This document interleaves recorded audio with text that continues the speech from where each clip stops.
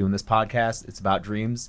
As I'm going to sleep, I'm like, have a dream, James. Like, have a nightmare if you can. Yeah, treat yourself to just a big chase. Give me something to work off of. And then I wake up and I'm like, fuck.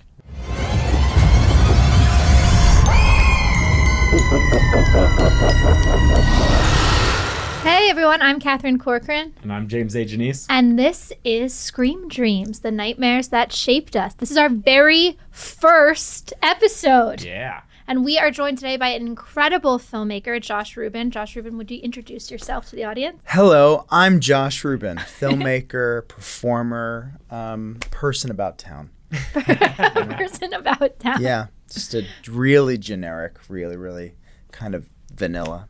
Yeah. No, it's like vanilla bean. It's Yeah, like a really strong vanilla bean. you And I know? work at Coffee Bean, so it works out really well. Okay. I don't. Get I that used to work at company Best discount? Buy, but just wanted to. Were you Geek Squad or just general? Best Just Buy? inventory, so I couldn't even do the video section and get people hyped up about like Donnie Darko. That's about as far back as I worked. Really dating myself, so had to lift boxes and listen to Missy Elliott. It was a lot of that. Yeah. Were there ever Time capsule. Yeah. were there big releases that you guys would sell out of that you remember specifically being a big deal? Well, I mentioned Donnie Darko because that had come out. That was like right after Mariah Carey's Glitter. It was like it was a weird time in New York. It was like post 9/11, like all these big. I probably shouldn't talk too much about what was coming out. It was a big Ben Stiller supermodel movie, and it was like a Mariah Carey movie that like kind of bombed. And Bonnie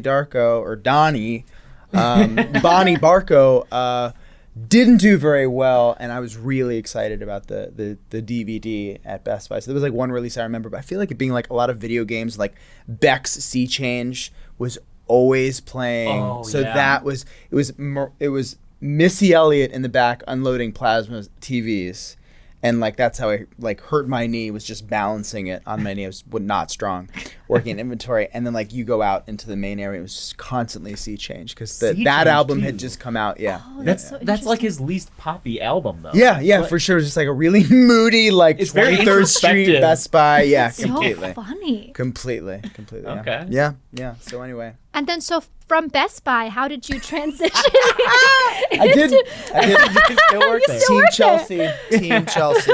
Love it. I actually remember I did extra work on a Jon Favreau Christmas film. I won't mention, okay?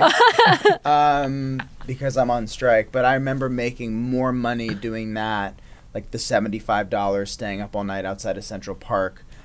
For the particular scene where Santa arrives, and not showing, like telling my boss at Best Buy that I had this thing and I wasn't going to come in for whatever day. And he It's my was big like, break. That's what you yeah. told him. Did you have a big dramatic like quitting scene? I just didn't show up and didn't. I'm a Cancer, so I can't deal. I like didn't collect my last paycheck. I was too nervous to like show my face to my boss, whose name was Keith, of course. And of course, no offense to like all the Keiths out there, but you just know he had like a keychain on his belt. It was just like a moody man. I think his last name was Moody. Not to call you out, Keith. Hope you're good. It was just like that began like actually a really educational period of my life when I was doing constant background work. So even though there was so many like bad sandwiches, and wishing I'd brought a book, and that Nintendo Switches existed back then. It was a lot of sitting around, but the education of like seeing how the ship really like moved was cool. Do you still talk to anyone you met doing background work? Because I did background work for about a year and a half, and I still talk to some of the people I met. You do bond. There were a few like lifers who were weirdly like my age. Like when I started, I was like 18 in New York City, and so there was like one girl named Jamie.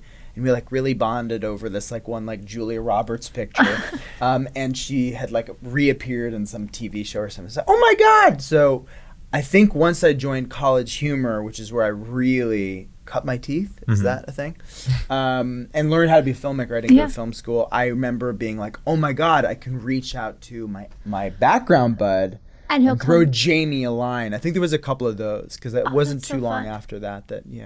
Were But they it's always coveting for like the pay bump? Like isn't it like if you're featured to a certain completely. extent, Or doing you're a like stand-in. campaigning? It's like, There was there's smoke nearby, so that's you know, it was so many. Like I still don't know how the mechanics work. I'm a terrible business person, filmmaker, union member. I'm not that bad, but like I just didn't quite know how that racked up. But you'd watch the real pros be like, well, there was smoke nearby, so that's gonna be that. You pushed me, so that's stunt pay.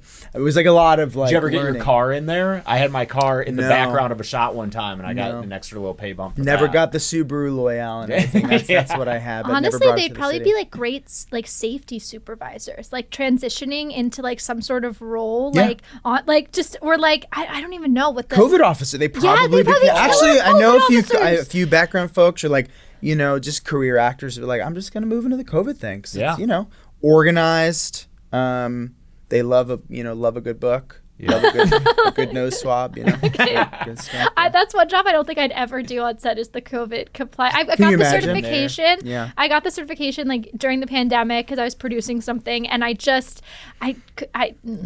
like bodily fluids. Yeah. We got to pivot to real estate. You know, COVID or real estate. That was it. There What's was the no- survival gig? Yeah. there's Because no I'm not middle. going back to Best Buy inventory yet. I probably will have to, but not yet. Yeah. Did you have any like weird COVID jobs that you did that like projects that never saw the light of day? Can you talk about those? COVID jobs?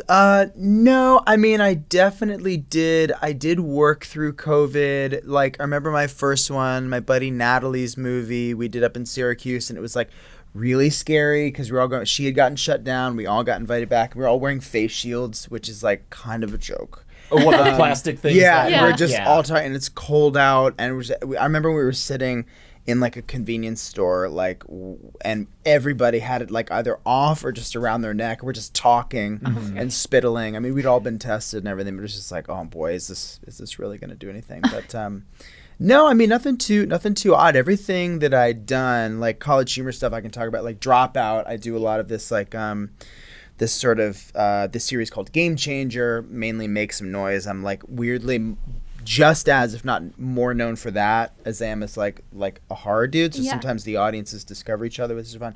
But they were super COVID buttoned up, and you know everyone was super spooked about doing our like silly comedy stuff, and then we'd like let it rip and then mask up and then leave, and everything was, you know, super super safe. But nothing too crazy. There's just a lot of like, you couldn't commiserate with your crew after work. That was like the real bummer, you know. You couldn't Less complain bonding. about the day Yeah, after. yeah. It was like I just shot a movie in like Hoboken. It was just like, I guess I'm just in Hoboken. Like I guess we can't really. By myself. Yeah. In my hotel room. Yeah. I'll go eat spaghetti outside and just wish we were together. You know? Yeah. Well, that's kind of an interesting like correlation because this podcast is about nightmares and what actually terrifies you. And at the time, that was really scary for all of us. Like, are we risking our lives to make these films? But I guess that's a good transition. What do you dream? Do you have nightmares? I only have nightmares. James doesn't have them really. I tend not to remember my dreams too often. Wow. Yeah. Wow, that's not possible. Maybe you go to another place. Maybe it's like quite. I mean, I can't even make the reference to the film, but maybe you astral project and find yourself in a further kind of place where you know, imagine there's supernatural violence, and you wake up and not remembering that it happened. I mean, I literally the last 2 nights I was like, all right, I'm doing this podcast. It's about dreams. As I'm going to sleep, I'm like, have a dream, James. Like, have a nightmare if you can. Yeah, treat yourself to just like, a big chase. Give me something to work off of, and then I wake up and I'm like, fuck, nothing. Yeah. I mean, it's sometimes I'd say half the time now as a 40-something adult, it's people in my life betraying me. It's just like, Dad, you're that, or what? You know what I mean? It's just like your it's children betraying you. Yeah. Or your My own father. dad. I don't have children. I have 2 cats. It's like either it's like the cat like gets, you know, cooked by a witch, or like my dad is like, you know, or mom turns out to be some awful Like a secret identity. Yeah. Oh, Like, wow. you know, evil sort of, you know, an evil within type situation. I can tell you when I was a kid, you know, as a kid, child of the 80s, there was a lot of great monster spooky toys. So many. Yeah. Like, what was the one? It was like the monster that had chains. It was like My Pet Monster. It was literally a monster the size of a child that had like orange handcuffs that were Velcro. And it had a big hard nose and horns and giant eyes, and I loved it and I needed it, just like I needed like Dr. Dreadful's like, you know, lab kit and a boglin. And I'm dating myself. I'm the oldest one here, but it was like a rubber puppet called a boglin that was basically like a gremlin that you could. It was essentially to like scare your siblings with. And so I think like, not only loving these things and catching like a troll-esque movie on cable, I would dream thinking about things like that under my bed. So I'd love them during the day, and then I'd be like, oh my God, what if there's like a live toy situation? It'd freak me out. I had a Furby. That dating yourself too. That it malfunctioned and wouldn't stop, like it was like ooh, ooh, and like it wouldn't stop like opening its eyes and making the sound, and I threw it in the closet, and I was so afraid of it that I didn't retrieve it for years, and I went to look for it years later and it was gone. Wow. Just saying, the thing was actually a demon. Wow. I don't know. Wow. It's a demon. Wow, you're unlocking a memory that I had this like boxing nun toy. Like I grew up in Woodstock, New York. There's a store called it was like one of these. Okay. He's moving his hands for those who aren't watching. Yeah, exactly. Punch. And I remember, I think it was this very toy. And my cousin was younger. We both loved horror stuff. And I remember kind of putting it around the house or doing something like putting it in a closet and then tricking him into thinking that the thing had gotten out of the closet.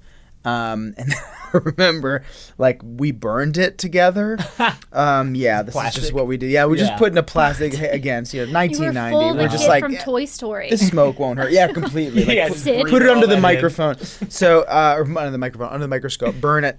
And then I remember taking out the charred head and like putting it like under his pillow, like stuff like that. And us both reveling in the fact, I think we both knew like that's not possible, but also like loving the feeling of being scared. So a lot of like alive toys stuff when I was a kid that that freaked me out. And did you have like nightmares relating to those toys where they would come up, or like did you have reoccurring nightmares as a kid? Did I have recurring? Probably not any that I can remember, but because I was such a horror devourer as a kid, it was weirdly, I don't know what this says about me psychologically, but hey, I'm a horror filmmaker now. I remember trying to like reason with the iconic killer in my dreams, like trying to befriend them. Oh, okay. Yeah. That's so interesting. We were talking about how it's hard to scare us working in genre because we're expecting the gag kind of thing. But I have a question in terms of your film work, because I used to have a recurring nightmare as a little kid of a wolf chasing me. And this is like a recurring theme in your work. And also, the other day, I had a run-in with a coyote that was standing 6 feet away from me. Ooh, it like walked right towards me, and I yelled, "Hey, stop!" I don't know why I thought it spoke English, but like I did. I was. And he put up 2 paws and was like, "I'm cool." We're good. Like it did stop, but I was with my dog, who's like very wolfy and roughly the size of a coyote, but it was like it was igniting this like unlocked childhood recurring dream that I would have where wolves were chasing me. So I was curious as to why the through line of wolves in your work. I mean, there were some really scary wolf pictures as a youngin', mainly one based on a Stephen King novel that really freaked me out, even though the wolf in film I won't speak of looked like a man in a furry suit. Like a grimy furry. But I know it's just pretty horrific. I have no experience with that, but so between stuff like that and there were TV shows. I can't remember one specifically that featured werewolves, but like because we grew up in the woods and we were influenced by films like that and a lot of Stephen King stuff, my cousin and I would tell each other a story about, or we'd make up a character called Wolfula that was like a blood-sucking werewolf. Okay. We were like, kind of cool, right? Yeah. Like a don't hybrid. take it. Yeah. And we would just talk about how this thing like lived near the house, and let's go out during the day and see if we can find Wolfula's tracks and that kind of thing. But a lot of like, I think that's probably the monster I'm most freaked out by. Wolves. You know, Or werewolves. Or The wolves, werewolf, blood-sucking yeah. hybrid wolves. Complete. Well, yeah, that'd be freaky. Vampire deaky. wolves? Yeah. Yeah. See, I mean, it's like the werewolf thing. It's like, okay, they're gonna bite you, you're gonna turn into it, but like, you know, if they could also just like drink your blood, like, God, that's just. Why just is that terrifying violent. to you? Like, why is 'Cause the wolf? It's full id, like, you know, Sure. just complete unrelenting violence. It can't be barricaded behind a door. It's really fast. It stinks and can smell you. So you can imagine how horrific it smells, and also how horrifically you'd be torn apart. There's so much about it. And also that during the day, it could be any one of us. Yeah. And so, and then as an adult, you know, like making my last film and everything, it's like thematically you think about how we all have dark sides and how we all have id. We all have, you know, a tier of our personality that can kind of like unleash and get enraged. And we all have like werewolves within us. You know what I mean? Like that. I think it makes for probably the most fascinating to me monster.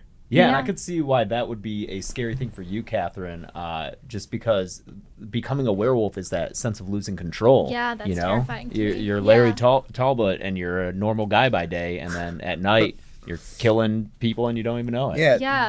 Daytime you're just a priest, and then at night, you know, you got an eye patch, and then at night the eye patch comes off, and you know, Well, I you're was a saying one-eyed that werewolf. when we were talking earlier, it like reminded me of like drug addiction almost. Like that's really terrifying to me. The idea that you could be looking at somebody who looks and sounds like the person you love, but they're not there anymore. Ooh, yeah. That's so scary to me, and it's probably a really similar thing Yeah. with werewolves. Yeah. Or they're-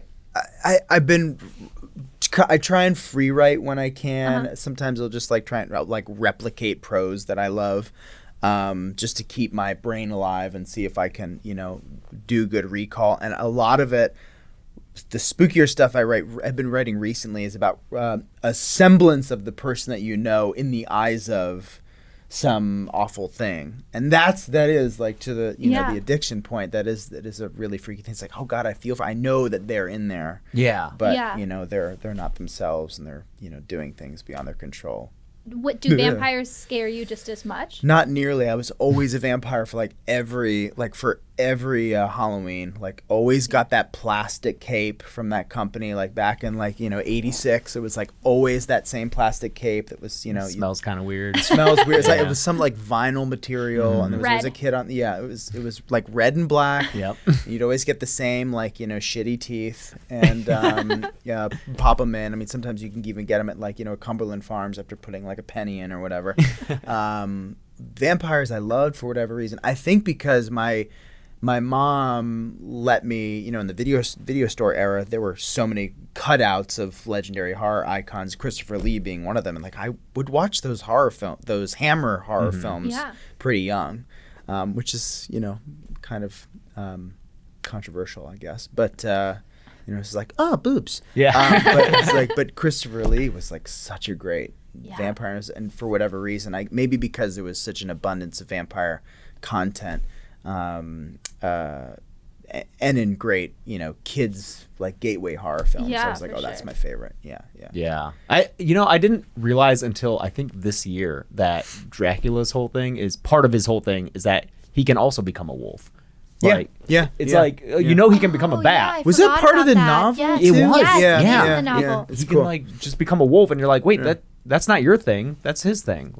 You can't have both. He is. Yeah. He's your, what was it? Oh yeah, Wolfula. Wolfula. Yeah, He Dracula's is just his. Wolfula. He Yeah, is Wolfula. that's just what he There's calls another name for himself. him. Didn't they have? He has other names, I think, through Yeah. generations. And Yeah, things. I think Yeah. so. Like Cultures. Satan. Yeah. Like It's like Satan. Wolfula, Dracula, Mike. You know what I mean? It's just Just Mike. Oh, yeah. Bat. Wasn't feeling creative that Yeah, day. Batman probably. Can't say it, but love the comic. But yeah. I do think that is something I don't know why that is, but like vampires are always like the cooler, sexier kind of villain, but the wolves are just like scary. Like they're just monsters. There's no, and it's the same mythos, the same idea of like someone losing control of themselves when the moon comes out or whatever, but not. It is interesting. I don't know why wolves aren't sexy to us. I guess it's kind of a good thing. We're not into like bestiality or whatever. Yeah, I mean, not online, not on the air. Not on the air. Yeah, I'm already the guy that brought up a furry. Don't. It was a grungy furry, wasn't it? Yeah, like a grimy furry. Yeah. Clean furries are I mean, they could be too. You know, God, I want to say there was some. I feel like there's some like interesting Little Red Riding Hood. Sure. Erotica. Yeah. But yeah, I'm unfamiliar. I want to say, and I don't even, there is a horror franchise that I don't know if we can mention, but that is about vampires with like a female action hunter, not Buffy, which I also don't know if we could say, but it's like but they introduce into the franchise more early aughts action driven with an actress, Kate. So that is like and like they do introduce wolves as it goes further on into the films, like in I forget what, you know, in the lineage they do, and those werewolves are like they're not furry, they're gross and hunched over and clawy and slimy.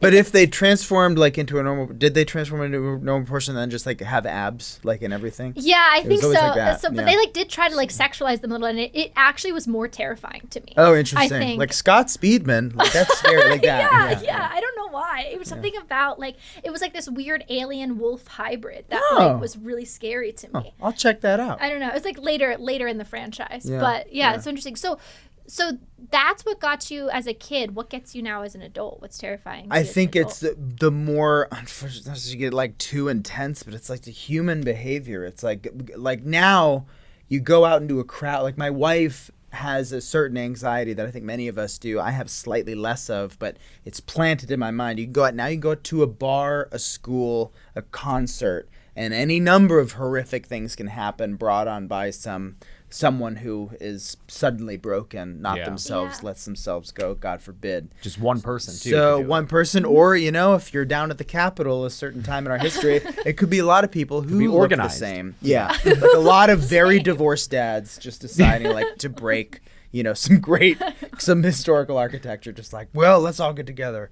Every time my wife and I are at a concert, or even I think about it at the movies a lot. It's a lot of like, all right, where are the exits? Like, you know, I have been too, and I go to the theater by myself sometimes too. I got that sweet Alamo pass, so some people might even be looking at me like, white guy in the third row. Yeah, they're clocking you. Yeah, on the aisle by himself. Yeah, as long as you're not standing in the aisle for way too long, because there will be people who like, I don't know if they're workers who come in and watch, but whenever someo's just standing, you don't want to like, camp out. Yeah, no, I'm like, what are you doing? Just go sit down. Unless you're at like Holly Shorts, it's like, well, I gotta wait to get everybody out.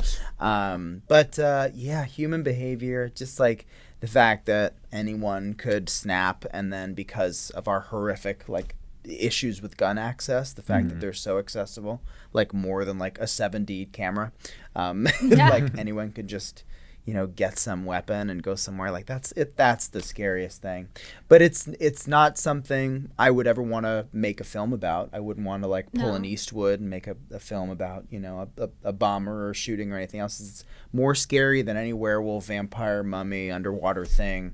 Sure, but you mentioned like the type of person who generally tends to do these acts, and I feel like that kind of seeps into your work, because I feel like the emasculated man is so far a runner in your work, and I feel like that's a very I don't want to say trendy topic because that makes it sound kind of flippant, but it's an interesting examination of a current thing in culture that needs to be talked about and looked at. It is, and it's like, I don't want to get like preachy about it, and certainly didn't with like the things where that's popped up, but it's also like it's unfortunately true. Like a lot of us white males especially did not grow up with men in general just didn't grow up with like the language, cultivation, patience to have a place to be or a means to be emotionally intelligent, and that unfortunately releases the werewolves within.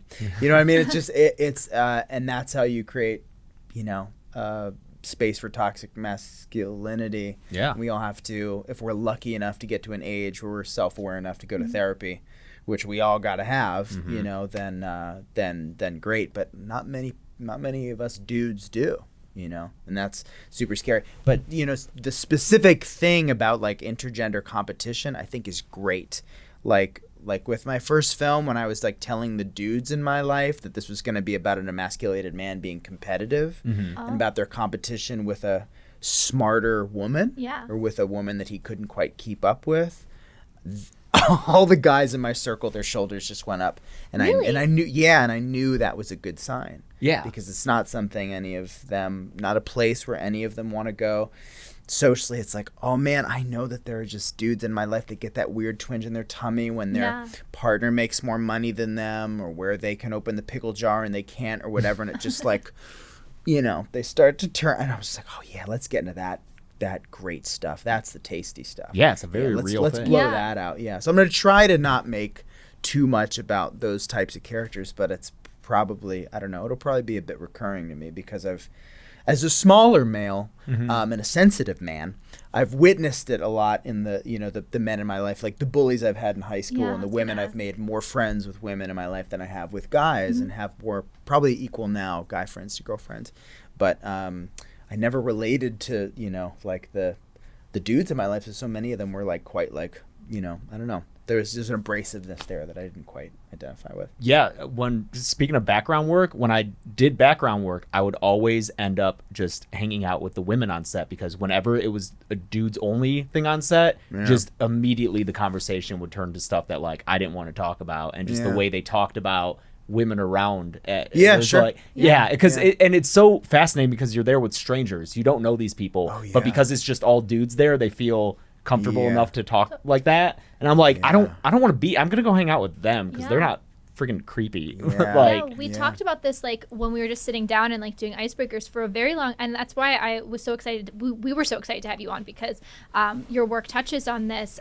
For a long time I was nervous coming into horror because I didn't have the community that I have now that is actually the majority of horror, where it's really inclusive and really embraces people and their diversity and their uniqueness, and also champions these subjects before other mainstream outfits are really prepared to take it on. I didn't really have a ton of that experience, and it made me feel like there wasn't a place for me. I was so uncomfortable, and it wasn't until I started having these conversations. But do you find, since you've been making films a little longer than we have, do you find that that's something you've had to kind of push to get into like a funding space? When you come in, I have this like, this male character that is struggling in this way. Not for funding, because my first thing was so independent and so like stank of me. It was such a specific idea. Unfortunately, where I run into more issues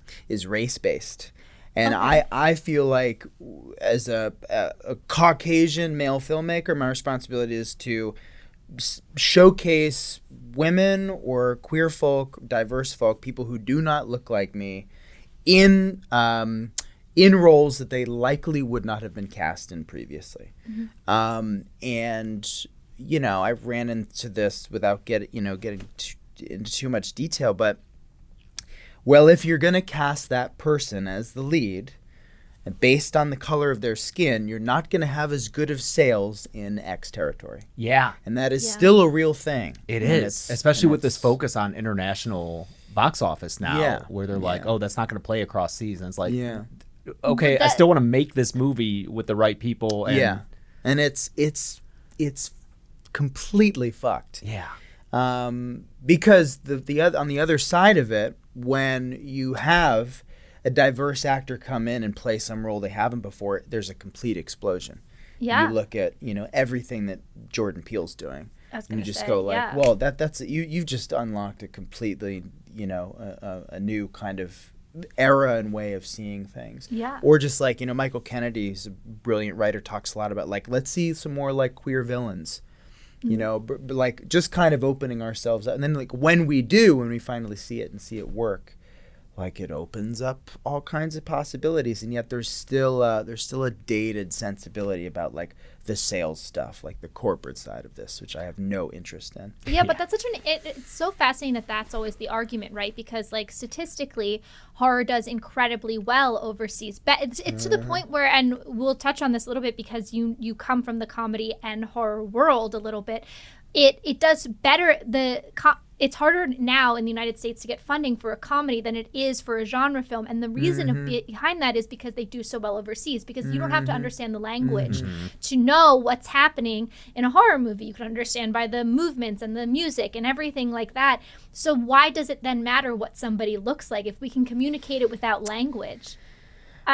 It's such an girl. I wish I knew. All I know is like, as long as I keep getting the opportunity, like little white Josh getting like millions of dollars or even hundreds of thousands of dollars to make things, I'm gonna put people in positions of power, whether they're heads of department or whether they're in roles that don't look like me. That's my responsibility. Mm-hmm. That's just how I feel. You know what I mean? So I think anybody who is in that position, it doesn't matter what you look like. You first of all, you have the responsibility to be a leader and a captain, and go like, what if we didn't make this character whatever, a Richard Jenkins type? What about a Bridget Everett type? Yeah. What about what could we do with this an opportunity, or how could we give this opportunity to someone who wouldn't have otherwise played this therapist, this villain, this killer kid, like whatever it is. And then you open up all kinds of stuff. The amount of community that I've found just in like my two kind of little features and stuff that I've done, it's been incredible, and people just voicing their thoughts in that regard. That's been killer.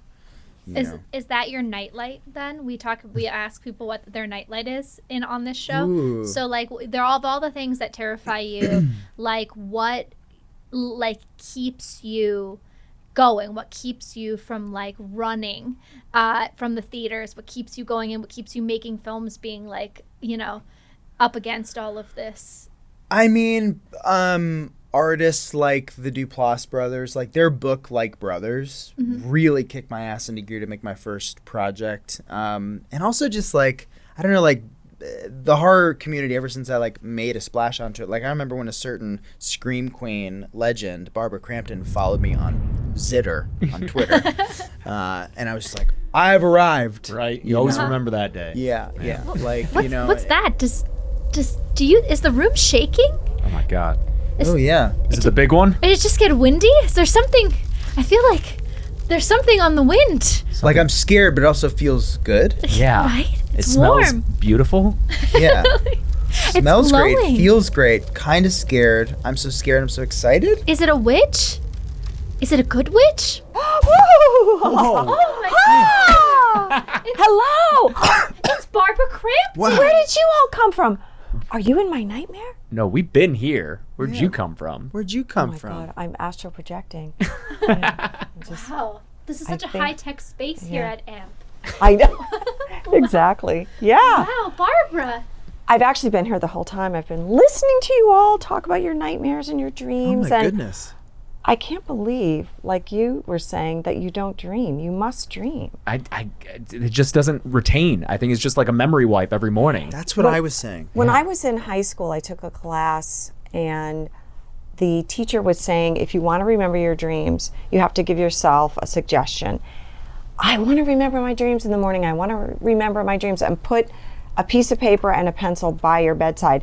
And you might have to do that every night for a while until your brain gets the message, and then you will probably start remembering. When I did that in high school, I remember that I could recall about 10 dreams per night when I got really good at it, and I was doing it all the time. So I think it's just like a muscle. I thought you were like, when I give myself a suggestion, like an improv show. Exactly. You're laying in bed, you're like, okay, Subway. Yeah. Dreams Yeah, you about can- either a sandwich or New York. Well, you can do that too. I also think that writing down your dreams is a common way to try to get into lucid dreaming. I've heard. Like, Yeah, train yourself for I've lucid had dreaming. lucid dreaming, and I also have precognitive dreams. I swear to God, I dream about things that are going to happen, because then I remember them. When they happen, I go, oh yeah, I dreamt about that 2 years ago. Like prophetic dreams, as Yeah, like prophetic, things that are sure. going. Oh my gosh. Yeah. So yeah, Or- someone who has nightmares, that'd be terrifying. Yeah, like you're coming over for lunch in a couple days. No, they're much more glamorous than that. Yeah, but they run the gamut. I would. But, yeah. That's so funny. So what do you have any recurring nightmares or a nightmare that you've had that really scared Like a lot of people, I have flying dreams, and I still have flying dreams, and I do have dreams where I can't speak and I can't move and can't talk, and I was also reading some books about astral projection back in the day, and there was a few times when I had these dreams where I would wake up or I thought I was waking up, but maybe it was like a lucid dream. I don't know if I was awake or asleep, and then I would feel like I couldn't move, but then I could hear somebody talking in my ear. And I remember one time when I had this really intense dream, I felt like I was rising up out of my bed and my whole body was shaking. And I swear to God, I tried to turn because I wanted to move, and then I fell back into my body. So I really feel like I've had astral projection dreams. I'm a little nervous about those, so I sort of shy away from them, but I welcome all other dreams. Oh my gosh. But I have a pretty vivid dream life for sure. Yeah. I wish yours sounds so much more positive though. Mine are always just horrible. Yeah, like the flying dreams, are those positive or Yeah. nightmares? Yeah, I thought you were gonna be like, and then I flew into a hellhole. I think they're a little bit of both, but I'm afraid of heights, so so I guess it is kind of a negative thing. I have a fear of flying, and when I'm on a plane, I have to sit on the aisle because I don't want to look down. I'm also a little claustrophobic, so when I sit in the middle, I have that feeling. But I pick my poison. Oh my You gosh. gotta fly first class then. Yeah. Always. I try to. Always. So Those don't Delta pay for One that. pods. Yeah. But I want to a get pod. to what the segment is that you brought me on here for. Yeah. Great Oh, question. well, we didn't. You just appeared, but what are you here to have us do? With Josh, we're going to do a little Mad Lib. Have you done Mad Libs before? I have. Yeah. I'm very excited to do one with you. Oh, thank you. Okay. Cue So- Smash Mouth. What if it's like Somp, and then we're just like, I just thought it'd be a fun montage moment to hear Smash Mouth as Barbara and I went into it. Anyway, can you say Smash Mouth during the strike? Yeah, I don't think Smash Mouth is true.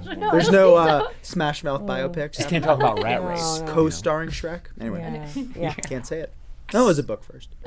So the first thing I need to know, and our crew over here will write down your answers, I hope so. because I won't remember. A number, 19. a body part, Foot. Ooh. a color, Red. an exotic location. San Diego. Oh my God, really? You need to travel more. Okay. A foul-smelling item. Foot.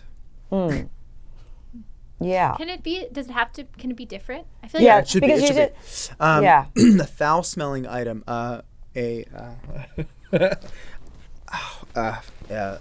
turd. Oh, okay, that's a good one. Mine wasn't quite that good. An adjective. An adjective. Flaky. Okay, good. A name of a town. We were just speaking about towns and Oh. where we're from. Woodstock, obviously. Oh, yeah, cool. Woodstock, New York. A socio-political event of the last 5 years. Oh, the insurrection? Yeah, I mean, that's on everybody's mind, right? Flaky, 19 flaky feet of the insurrection. What a turd. Okay, San a Diego? negative adjective. Oh, mean. Mean. Okay, yeah. Another different negative adjective, sorry. Oh, Yeah. I mean, that's another one. Yeah. They wanted me to ask you another. Another, violent. Yeah, good. Oh God, this is Oh getting my real. God! And now they want another adjective. I'm sorry. Just a regular one? Just a regular one? Just a regular one. Watery. Watery. Okay. And that's good. We're almost done. Hang in there. I got a 950 on my SATs, so you might be like noun. I'll be like ferocious. That was my next one. A noun. Oh really? A noun. A Oh, noun. great. Ready? Bathtub. Ooh. Awesome. Okay. Watery bathtub. A weapon. Oh, a scythe. A scythe. A scythe. Okay. Like a reaper. Okay. A children's toy. You were talking about toys earlier. Yeah, okay. My pet monster. Cool. And then one last thing. Yeah. A utensil. Oh, a spork. A A spork. spork? Yeah, What's it's like a spork? it's like a spoon fork. It's like a spoon with little horns Like a on it. Like You have them fast at a food all the time. cafeteria. Yeah. Oh, Yeah. okay. All right. Good. Yeah, Okay, spork. Okay. And All there right. you have it. We'll be right back.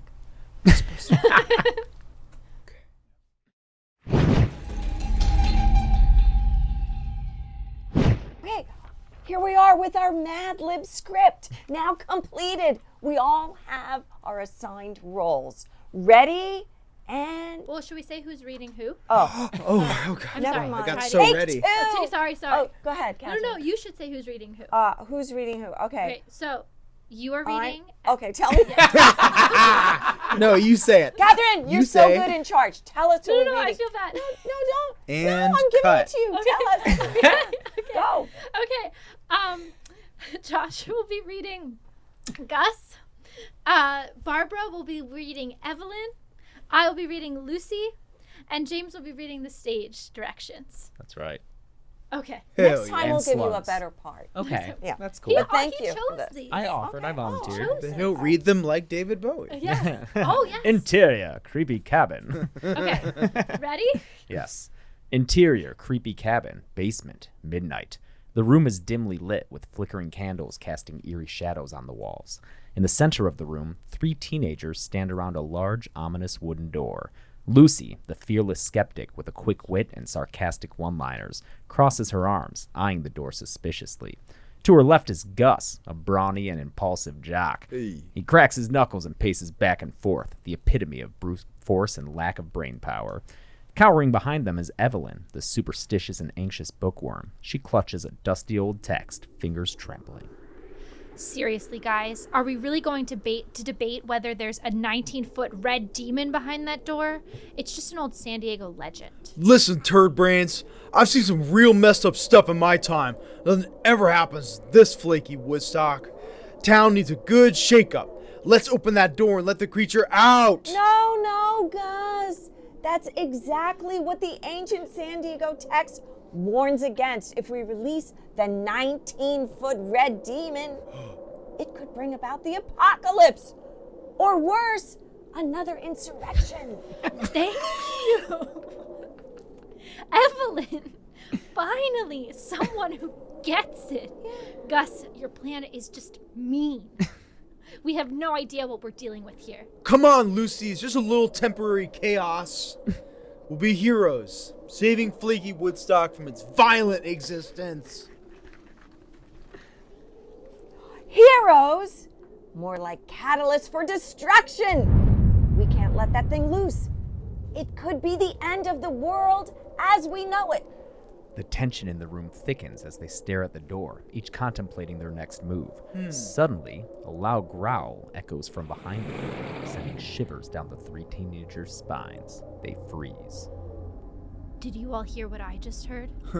If you mean that watery growl, I sure did. It's calling for it's calling for bathtub. Let's give it the freedom. Let's give it the freedom it wants. No, we have to find another way, a safer way. The door begins to rattle, causing the entire room to quake. I don't think we have a choice. We need a plan. Evelyn, find any information you can about this creature. Gus, grab whatever weapons you can find. We're not going down without a fight. Gus rushes towards a cabinet and rummages through it, pulling out an assortment of items. A scythe, a My Pet Monster, and a spork. The other 2 stare at him, confused. What? I usually have a fully stocked arsenal of weapons on hand, but these are desperate times. The door trembles, rattling on its hinges. Evelyn flips through the dusty text, her eyes widening as she reads. It says here that the creature can be only defeated by a turd-brained virgin. They turn to Lucy. She rolls her eyes. Of course she would be responsible for the fate of the world. Oh, Lucy, the fate of the world lies in your hands. I told you, I'm not a turd brain. The door rattles again and lets out another loud growl. Wind somehow begins blowing from inside the house. Gus holds out the scythe, preparing for the impending chaos. He nods. Ugh, fine. I guess it's now or never. On the count of 3, we open it. Ready? Oh, hell yeah. 1. A hinge rips itself off the door. Evelyn's book is sent flying out of her hands. She grabs the My Pet Monster, using it to cover her eyes. 2. 3! The door swings open with ancient force and strength. Mouths agape, the 3 unlikely comrades' eyes move up towards the ceiling, following the shape of the figure in front of them. It's the 19-foot red demon! Hell yeah. Amazing. Okay, that's going to be our next movie. Nice. Yeah. Catherine, you wrote that. I did. Yeah, It was really good. almost a religious political thriller about freedom. Yeah. Right? It was like, yeah, but freedom, but also... Technically, we co-wrote it. Truly, That's true, yeah. It was a collaborative experience. Thank you, guys. I really liked my part, so thank you. Oh, I'm so Yeah. glad. I really liked when the watery growl was giving bathtub. Yeah, truly. I hope Jim Caviezel doesn't replace me, but I think it's going to be a good time. I think it's a good proof of concept. Okay, I got to go, you guys. What? See you next time. She's gone. But you know what? She's also always going to be here. Always with us. Yeah. Ugh. Like that she took her chair. She did take the chair. She's like, I want that Overstock.com black leather magic, right? I'm going to take I it heard with she me. just moved into a new house recently. You know, Yeah. maybe some decor needs. Yeah. Into the further we go. Can't say it, but you know what I mean? Yeah. Maybe she did. Economical. Always. That Barbara. It's funny because James and I met at a horror convention. My very first horror convention, actually. That was our first one with the table, too. Oh, really? Yeah. Yeah, so it was her first. We met that lovely actress of whom you speak, Barbara Crampton, there too. And I had this mutual friend of hers that it was a very dear friend of mine who passed away. His name was Nick Tucci, and he used to say, all you have to do to be successful in this business is keep telling stories and don't die. Because there will always be people there will always be stories to tell. There will always be people who resonate with the stories you have to tell. It doesn't matter what you look like, what you sound like, what shape you are. There's always ways to tell these stories. All you have to do is keep making them. And Oh my gosh, yeah. It was Seth Rogen actually said he's like the secret to success, honestly, was like just like don't quit. And he was just like that's honestly, it's like everyone I've known who ever gave up never made it, but the people who just like were just relentlessly going, and that's actually kind of true. Look at Ki Kwan.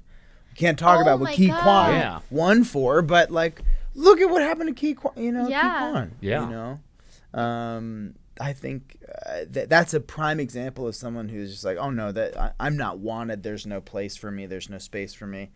And you're just kind of relentless.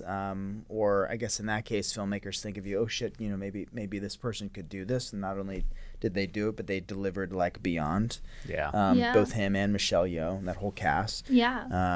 That was such a carryover for genre too. We talked about that, how a lot of times it gets lost in the mainstream, but what Jamie Lee Curtis said about for every single person who watched one of her genre films, they just won an Oscar. And it's so true because it is about the community. Yeah.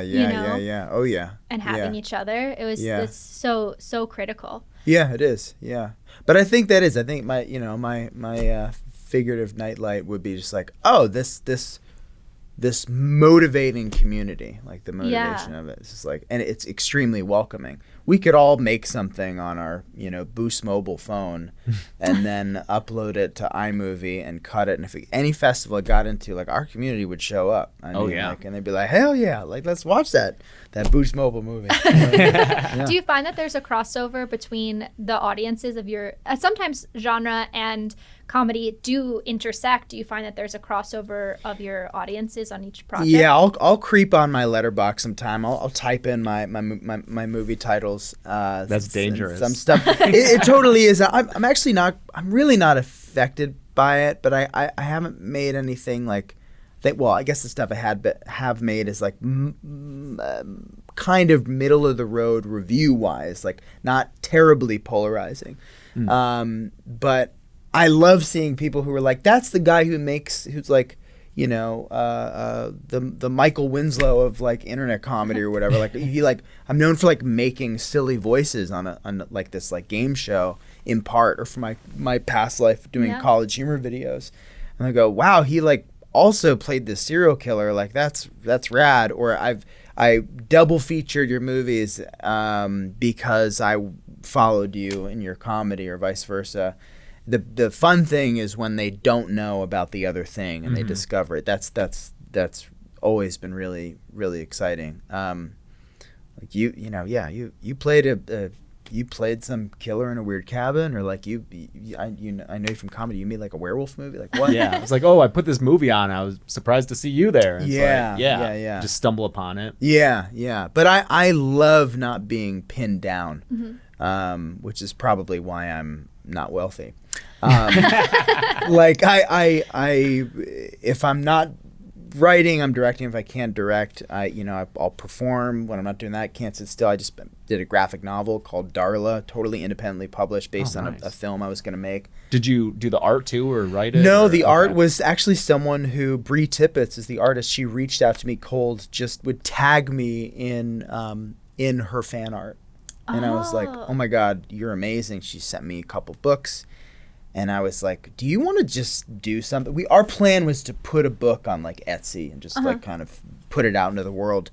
And my publishing buddies at a company called Invader Comics, they picked it up. They taught us so much about like essentially how to, really edit the thing. Because I essentially handed her this screenplay, which is so not the way to do a graphic novel, and said, you do whatever, transcribe it, whatever. Was it in like screenplay format? Like, completely. It was a screenplay that I was funny. like, there's no way this is going to get made. This is like almost like a Beau is Afraid, Babadook, like Requiem for a Dream, with like an elderly protagonist who's kind of a racist piece of shit. Like I was like, there's no way this is sounds like a hit. Yeah, completely. But there was something about Bree's art that was so charming and so charmingly gruesome. I was like, this could actually work. And it was choked with text. So just to speak to the comic book format, which I'm really, stoked on, it's a visual medium. So the less text, the better. We see, and we could, silent films were the first type of films. The films play out in images. It's about telling the story in images. So we handed in our first kind of draft of it that Bree hand drew and hand lettered everything in record time, just because she was excited. She's a partner on the book forever. And they're like, cool, now cut half the text, because you don't need that much. Just like speech bubbles filling up an entire panel. Yeah. But I'm excited to make art and be a part of stuff. I still love acting as a filmmaker. It's really important to me to keep acting, because I can see how people talk to each other.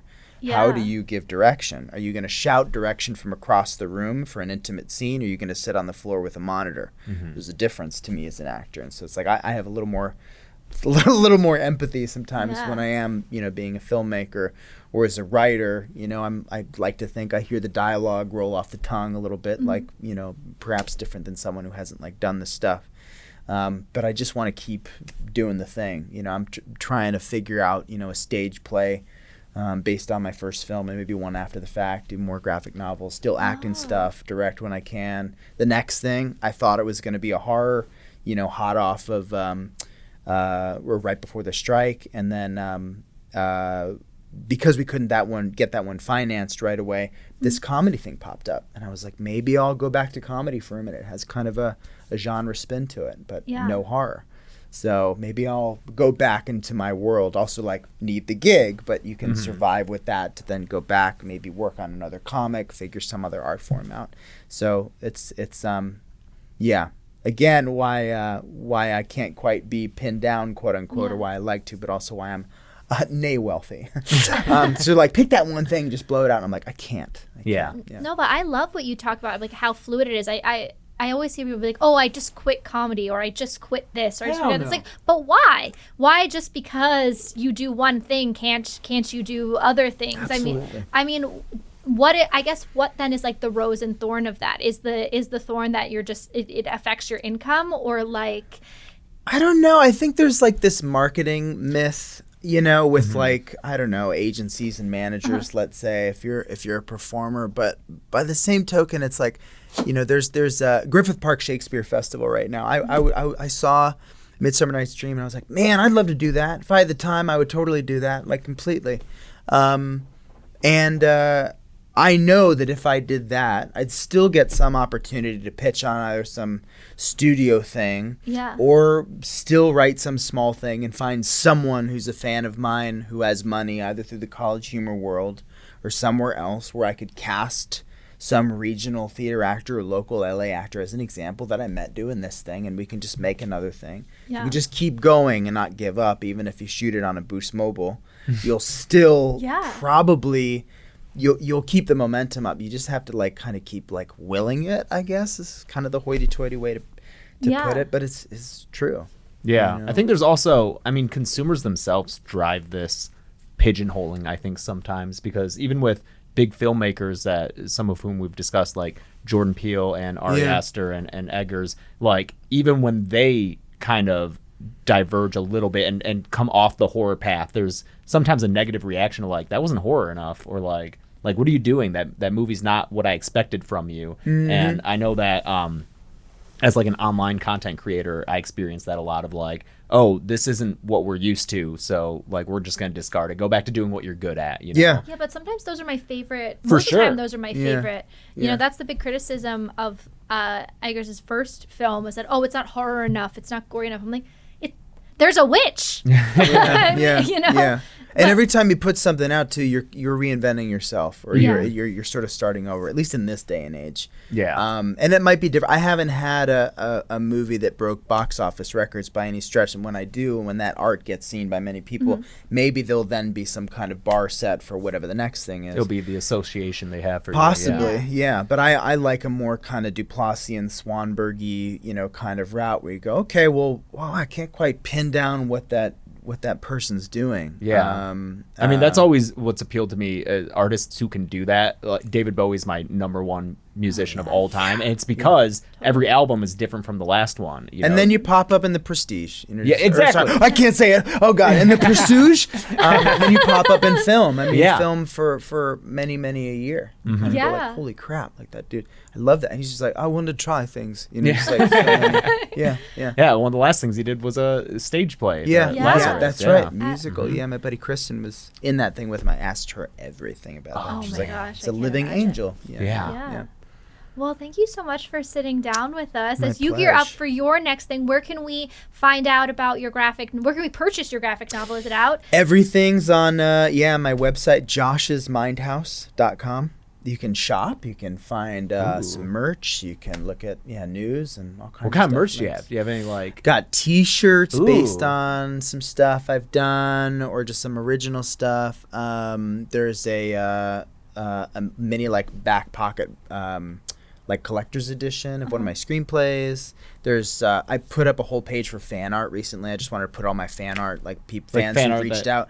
Not for sale, just to you share. Can see it all. That's so cool. I bet they appreciate that so much. And I tag everyone, everything. Cause you got I just want to keep that that collection, that archive, because it's as it surmounts. I'm like, wow, that's so cool. To see it all in one place is rad. So joshsmindhouse.com has everything. It's got everything. Good marketing. It's got everything you could want, it sounds like. Graphic novel too. Hell yeah. I'll send you one. Well, thank you so much for joining us. Until next time, this has been Josh Ruben on our first episode. Thank you so much for joining us. I'm Catherine Corcoran. I'm James A. Janice. This is Scream Dreams, reminding you to keep the light on.